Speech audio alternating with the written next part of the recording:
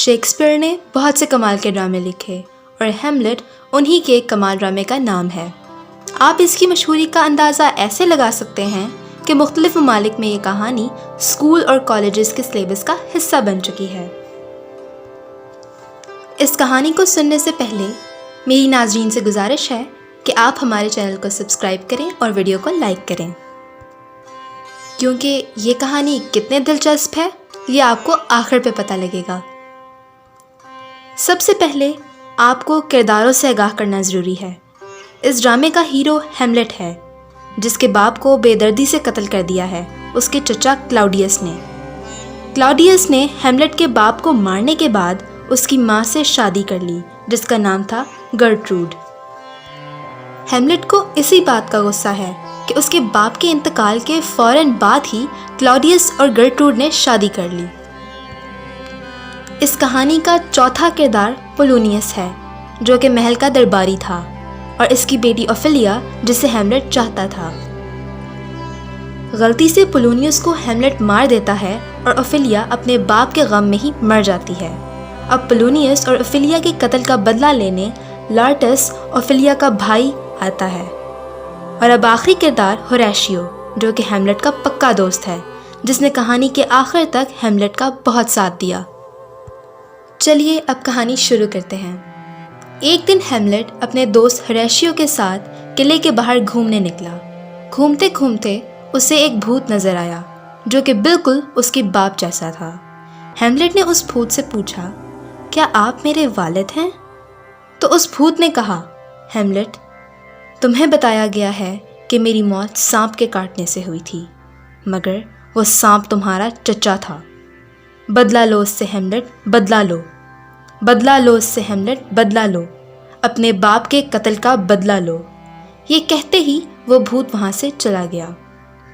اس راز سے پردہ فاش کرنے کے لیے ہیملیٹ پاگل ہونے کا ڈرامہ کرتا ہے۔ اسے اس حالت میں دیکھ کر سب پریشان ہو جاتے ہیں۔ درباری پولونیس، جس کا ہم پہلے ذکر کر چکے ہیں، اسے لگتا ہے کہ ہیملیٹ اوفیلیا کے پیار میں پاگل ہو چکا ہے۔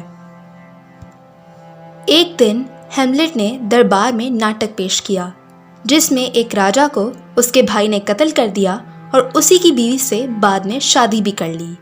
یہ ڈرامہ کلاؤڈیس یعنی ہیملیٹ کے چچا سے دیکھا نہ گیا اور وہ اپنی بیوی کے ساتھ دربار سے چلا گیا۔ اب ہیملیٹ کا شک یقین میں بدل رہا تھا۔ ہیملیٹ کی ماں یعنی کلاؤڈیس کی نئی بیوی نے ہیملیٹ کو کمرے میں بلا کر کہا کہ آج تم نے اپنے ابا کا سر شرم سے جھکا دیا ہے۔ ہیملیٹ نے کہا، نہیں، آپ نے میرے بابا کا سر شرم سے جھکا دیا ہے۔ اور پھر ہیملیٹ رانی کو مارنے کی کوشش کرتا ہے۔ رانی چلاتی ہے اور درباری پولونیس پردے کے پیچھے سے ہیملیٹ پر وار کرنے کی کوشش کرتا ہے۔ ہیملیٹ پولونیس کو اپنا چچا سمجھ کر تلوار سے مار دیتا ہے۔ بعد میں اسے پتہ لگتا ہے کہ اس نے کلاؤڈیس کو نہیں بلکہ اوفیلیا کے باپ پولونیس کو مار دیا ہے۔ انہی دنوں ہیملیٹ کا چچا کلاؤڈیس ہیملیٹ کو انگلینڈ بھیجنے کی سازش کرتا ہے اور ہیملیٹ سے کہتا ہے کہ تم انگلینڈ جاؤ، وہاں تمہیں آرام ملے گا اور یہ دو درباری بھی تمہارے ساتھ ہوں گے۔ ساتھ ہی ساتھ کلاؤڈیس انگلینڈ کے راجا کو خط لکھ دیتا ہے کہ ہیملیٹ کو مروا دیں۔ یہ خط ہیملیٹ کے ہاتھ لگ جاتا ہے اور ہیملیٹ اس خط سے اپنا نام مٹا کر ان دونوں درباریوں کا نام لکھ دیتا ہے اور خود ڈنمارک بھاگ جاتا ہے۔ اس دلچسپ کہانی کو سنتے سنتے میری ناظرین سے گزارش ہے کہ اگر ابھی تک آپ نے ہمارے چینل کو سبسکرائب نہیں کیا تو پلیز اسے سبسکرائب کر دیں اور بیل آئیکن بھی پریس کر دیں تاکہ آنے والی ہر ویڈیو آپ تک بر وقت پہنچ سکے۔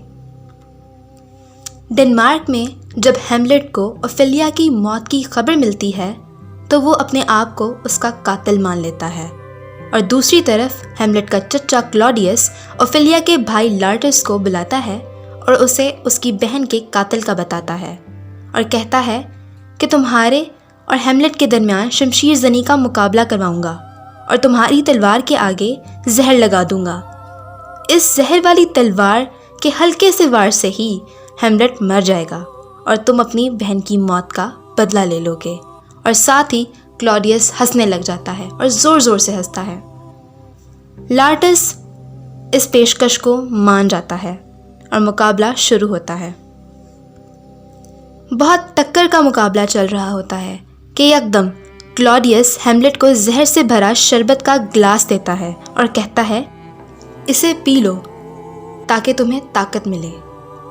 ہیملٹ کہتا ہے اب میں جیتنے کے بعد ہی یہ شربت پیوں گا، اور واپس مقابلے میں چلا جاتا ہے۔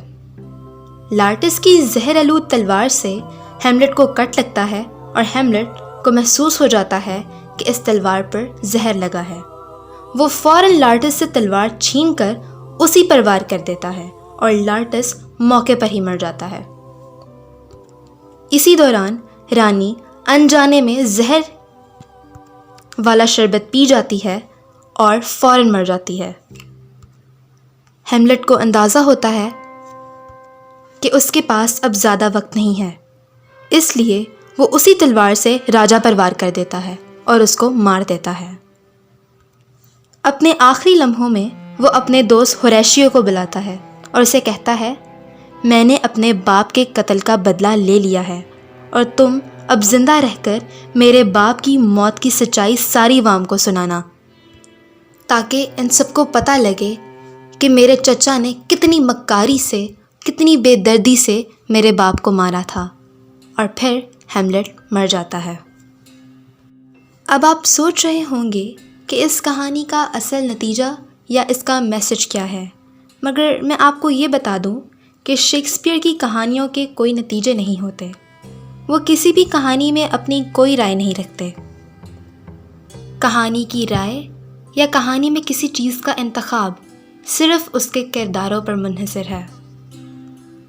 آخر پر میری آپ سب سے گزارش ہے کہ اگر آپ کو یہ ویڈیو اچھی لگی تو اسے لائک کریں اور ہمارے چینل ڈیلی یورپ اردو کو سبسکرائب کریں، اور ہاں، کامنٹس میں اپنی رائے کا اظہار کریں کہ آپ کو یہ کہانی کیسی لگی۔ شکریہ۔